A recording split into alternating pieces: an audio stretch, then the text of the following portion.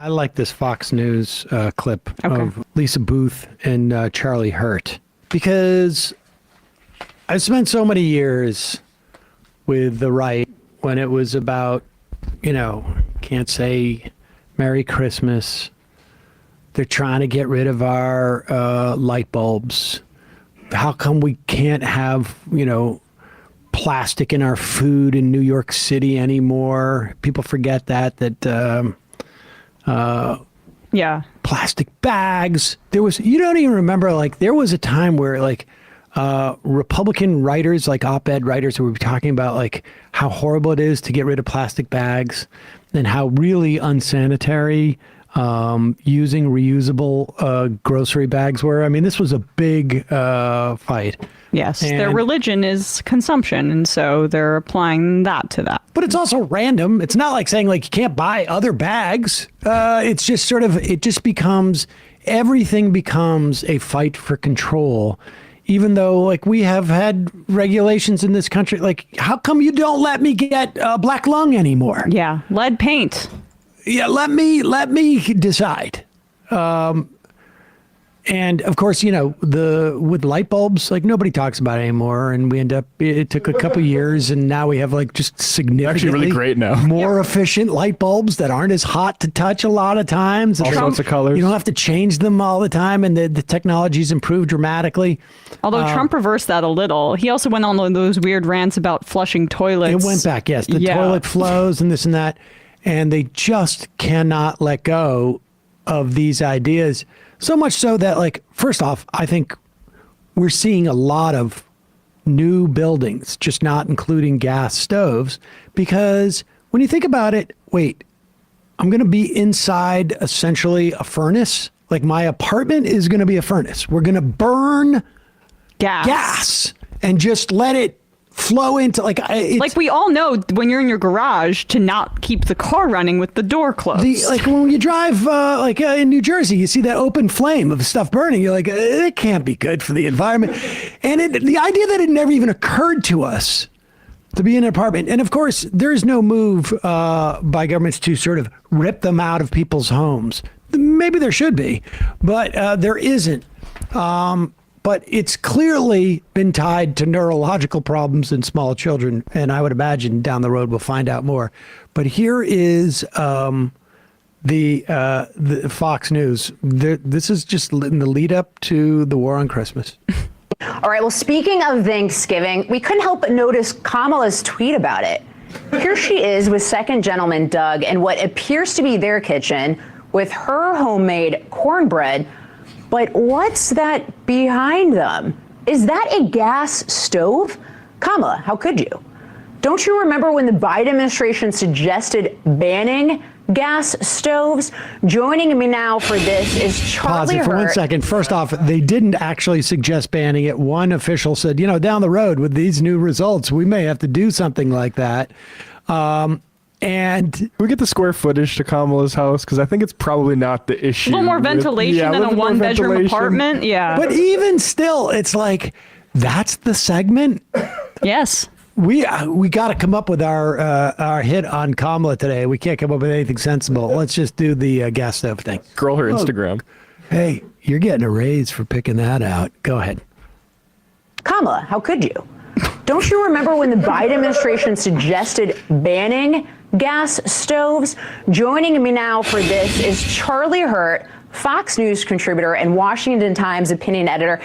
Charlie, I was reliably informed that gas stoves are evil and should be banned from existence. They're evil! They're evil! I'm a little bit confused. Can you explain this for me, my friend?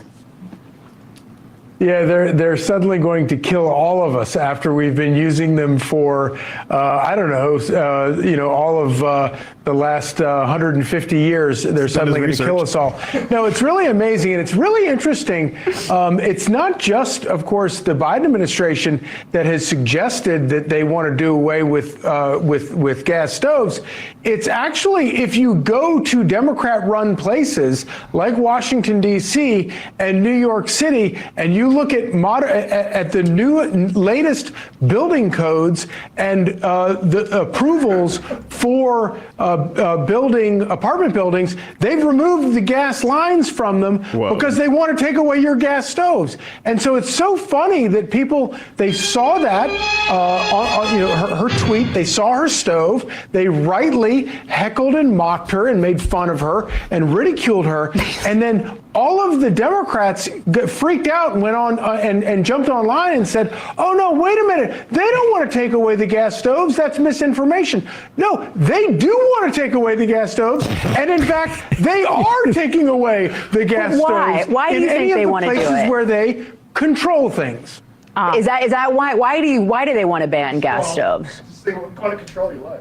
I think because they hate us. They hate humans. They hate joyfulness. They hate pies. They hate good food. They want us all to be miserable. They want us to suffer, because when we're not if we're not suffering, we are we're making things, we're creating things, we're joyful, we're doing wonderful things. Everybody's happy, and that drives them crazy because they're all miserable. They want all of America to be as miserable, unhappy, and unloved as they are, and we're just not going to go along with it. Yeah. Although I feel like we've suffered enough under Joe Biden, but all right. So Charlie, I want to get your take on this. Yeah. So I mean, I didn't realize how much comfort these gas stoves provide people. They're, according to her, the left thinks that they're evil, but for them, they're homey, pie-making, warm, wonderful parts of our lives. And the left just wants to kill everybody. I mean, kill these stoves. I don't understand why they anthropomorphize these kitchen utensils and staples. They're children. They're children. First off, anybody who has an electric stove understands how empty their lives are. Yes. Empty of pie. They also have blue hair, I've heard. But the idea that they have these support stoves, that they need them, or it's just fascinating to me that was their news segment. Yeah. I just find that really they don't even hint at the idea of is it healthy? For a long time, and I have to say, we lived with asbestos.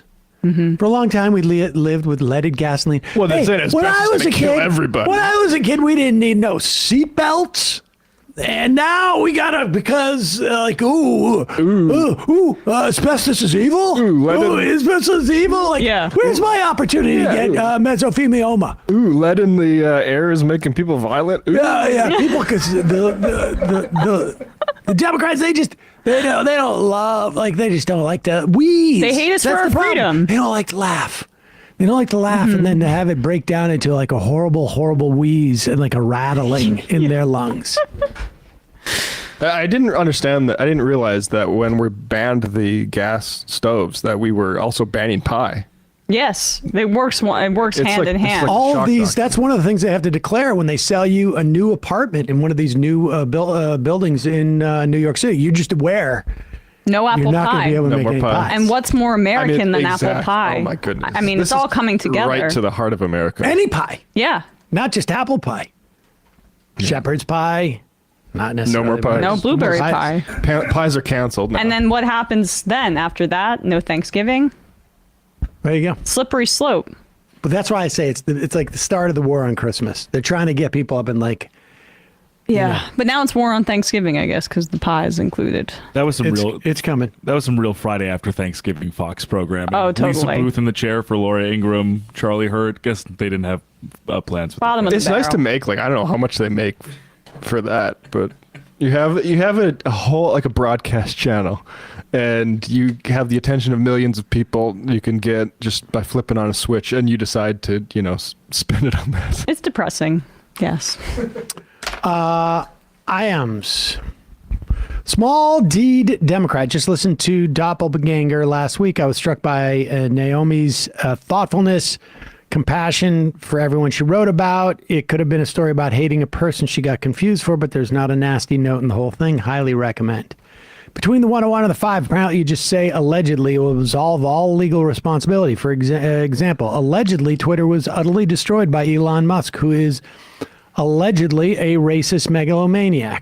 Diaz and Miro, the Bodega Boys podcast, did that famously, saying allegedly after everything they just say. But the problem with that is somebody has had to have alleged it on the record for you to be able to use that. If nobody has alleged it on the record, you can't say allegedly, otherwise you're the one. Well, you can allegedly. also state opinions. Right, that's true right? too. So I can't say that Elon Musk has done some specific thing. Like he went and, he beat up somebody because that person was, Jewish or something like that. I can say, like, if you ask me, in my opinion, Elon Musk is anti-Semitic in his behavior. Now, of course, it's also different too because he's a public figure and there's a different sort of standard I would have to know for a fact. He's going to have to get used to that actual, like, the public figure distinction because he's getting sued by Texas. Well, that's what I was going to say. But the other thing is that he has so much money that he can afford to go after outfits that he doesn't like and lose even attorney fees and make it worthwhile just because he's tying them up. That's one of the problems. That's the problem with someone like that. Peter Taylor. Being able to have that amount of money. Yeah. Not. Patriot Sam Roberts, who made the recovery TD against the Giants, is an alumni from my high school. Oh. How the U.S. is handling the Israelis is like a parent parenting out of guilt. Mom is extremely lax while she has the kids after a divorce because dad is extremely strict.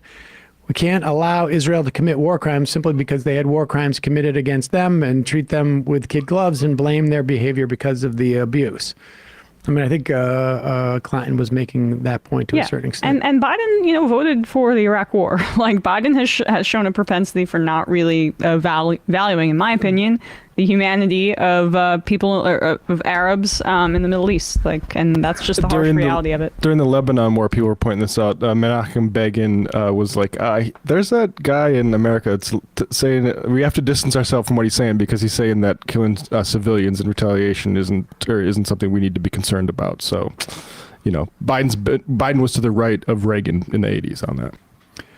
Daddy Trump told Trump to never claim his German roots and always say he was of Swedish descent, which he never grasped the concept of why denying his German heritage might be a good thing. It's one thing that always stuck out to me about Trump. Didn't Sylvia Plath write extensively about her obsession with killing herself via gas stove, which she did end up doing? But it wasn't burned. It was just like being in the... She stuck her... I'm sorry, but she inhaled the fumes of the gas stove. That's how she died.